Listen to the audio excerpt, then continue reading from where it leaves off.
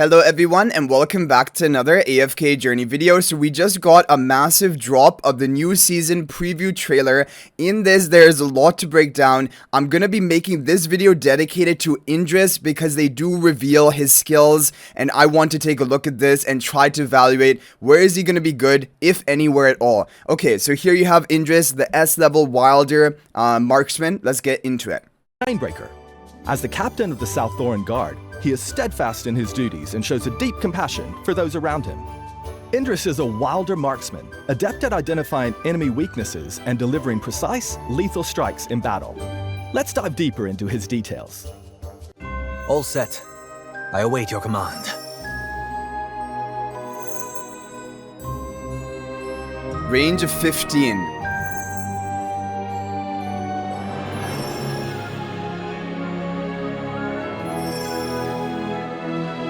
Dream Realm and AFK stages are the recommendation here. Dream Realm I find really interesting. Okay, I'm going to pay close attention to his abilities because I did not think that he was going to be good for Dream Realm. I was thinking AFK stages and PvP. And he has synergy with other debuffers. Okay.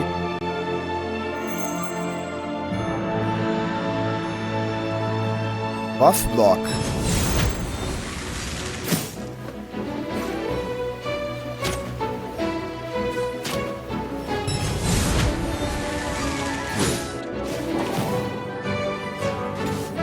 There's a lot of debuffs which he is casting with his ultimate. Let's go ahead and read this. Spellbane shot, the ultimate skill. INDRIS fires a silencing arrow to deal damage to an enemy.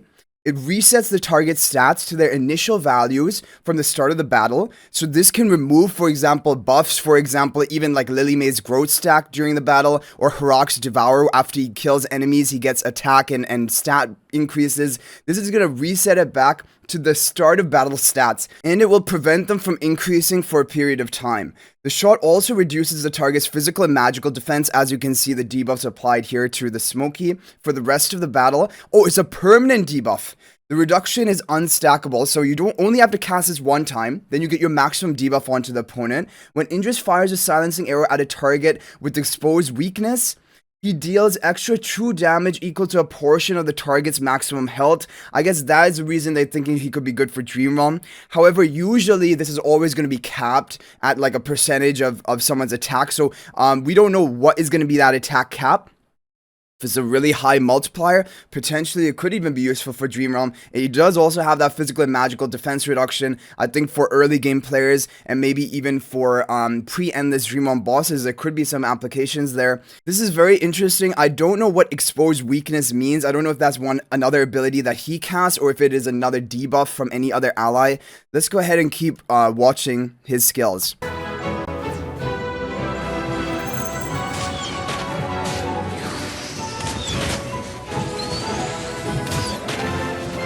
Okay, attacking multiple enemies. Again, there's a bunch of debuffs. Okay, let's go ahead and read this True Sight skill. When an enemy is affected by several different stat reduction debuffs from INDRIS or his allies, the enemy's weakness is exposed. Okay, so this is how you expose weakness of an enemy, and then he sets up for his ultimate onto that exposed weakness enemy. You're going to want to have him along with multiple debuffers in your team. INDRIS's normal attacks deal extra true damage to enemies with exposed weaknesses. This effect can trigger once every few seconds per enemy. Okay, this is again going to be lending himself to potentially Dream Realm. However, the problem is it can only be triggered once every few seconds. So there's going to be some sort of like cooldown onto this trigger. It's not going to be like every single normal attack that he lands will deal true damage. Like, for example, Merrily. Like, Merrily is a hero that has true damage on, I believe, all of her normal attacks, and she still isn't meta in Dream Realm just because of that ability. So, because we have a lot of top-tier damage dealers for Dream Realm, so I can understand maybe in the early game, potentially he could be useful for early players. However, for meta players or mid to end game players, I don't know. Is he going to be able to replace anyone? So far, it will depend on his multipliers, but I'm not completely convinced about it yet.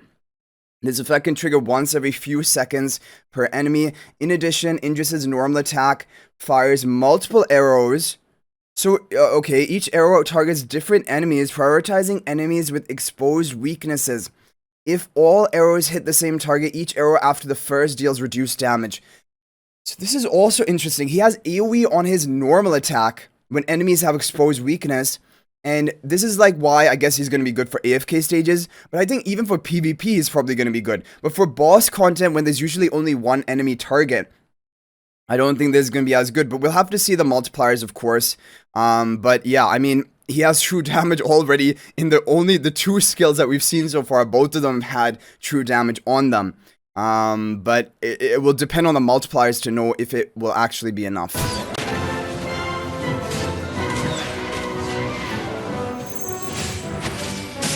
Knockback.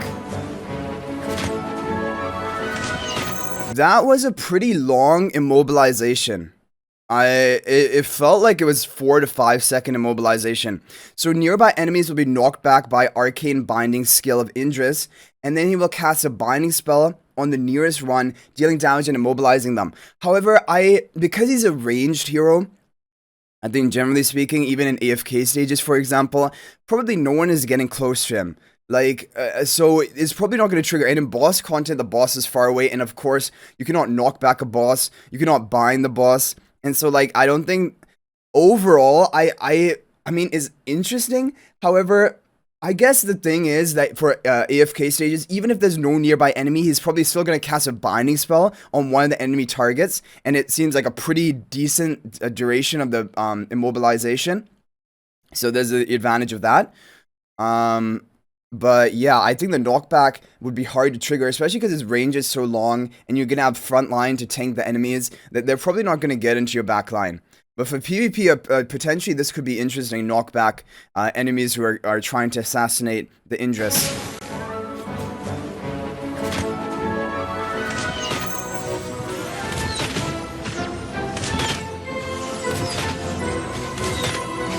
There's Okay, what exactly is going here? Windpiercer exclusive skill. Each time INDRIS triggers the exposed weakness damage bonus, he increases attack speed for a period of time. Okay. And it's unstackable. INDRIS's normal attacks reduce the target's physical defense for a period of time, and this is also unstackable. Okay, so his normal attacks can deal true damage, they can reduce the target's physical defense, and that is going to set them up for exposed weakness, which will allow his ultimate to have more potency.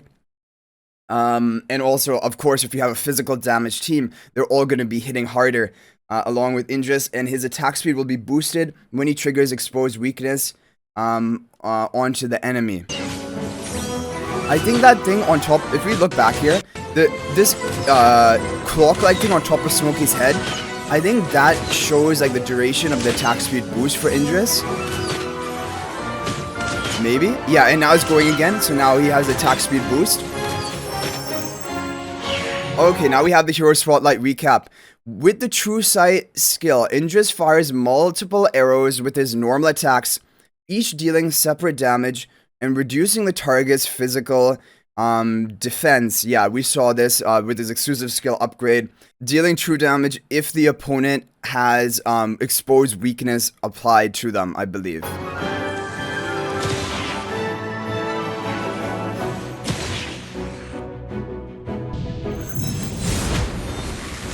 Weakness break. INDRIS's normal attacks and ultimate deal true damage to enemies with exposed weakness while increasing his attack speed.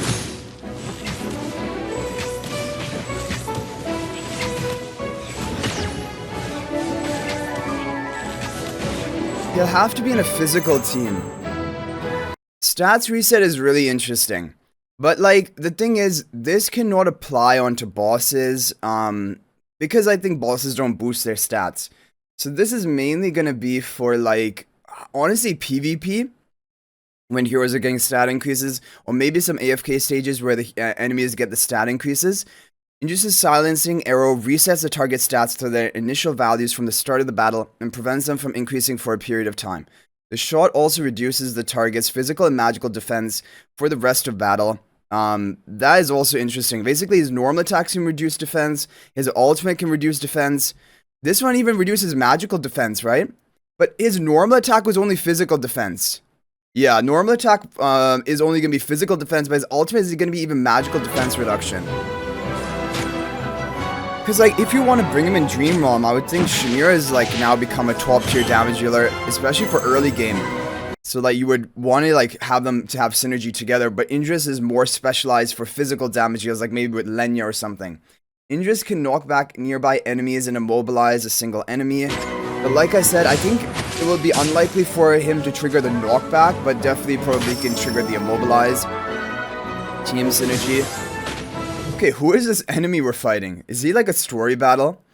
Kruger, Citrana, Laika, because they have debuffs, right? INDRIS is good at landing precise strikes on weakened enemies. Pairing with heroes like Kruger, Citrana, Laika, who can debuff enemies to quickly target and eliminate enemy units. With enemies' weaknesses exposed, INDRIS can use both his normal attacks and skills to consistently deal true damage while suppressing the stat growth.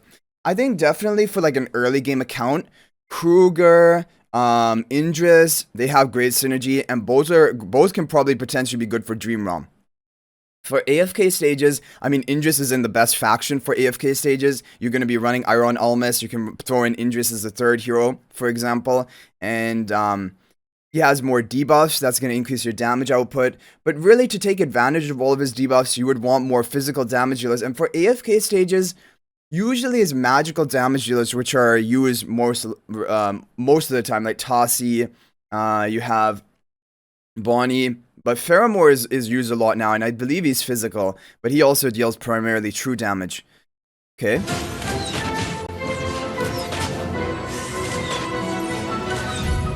I mean, overall, INDRIS is cool.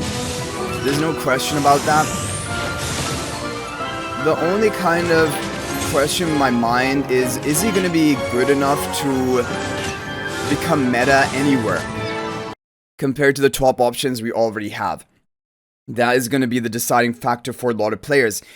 If you're an early game player, I think probably getting one copy at least would be useful. Maybe he can work in AFK stages or Dream Realm for you. But if you are a late game, mid to late game player, that is where more testing will have to be done to see, is he actually useful anywhere? And even if he is useful, how good is he? Like, even if he's good in AFK stages, we have so many good heroes for AFK stages that I don't know how much of an upgrade will he be, if at all. If he's just going to be kind of like a side grade, as people call it, which is like just kind of equal to another hero you already have built, then it won't be important to build him. For Dream Realm, I feel like from a late game account perspective, I don't see, unless his multipliers are insane, I don't see how he's going to be doing enough to be good for Dream Realm, other than maybe for pre-endless bosses where like physical defense debuff and just ramping up raw damage is viable. But yeah, I mean, we have so many good damage deal options now, especially I'm looking at Shamira for even pre-endless bosses, that I don't know how INDRIS is going to have a place. So you guys let me know your opinions on INDRIS after watching his skill breakdown. Will you be planning to recruit him, or do you want to wait for more testing? Is there anything that I missed? Do you think that he is actually going to be more viable than I'm predicting? Let me know in the comment section. But that is going to be it for this video. There is more information in this trailer, a bunch more of information that I will cover in subsequent videos. But I wanted to break it down and make it easier for you to watch, for example, the different sections.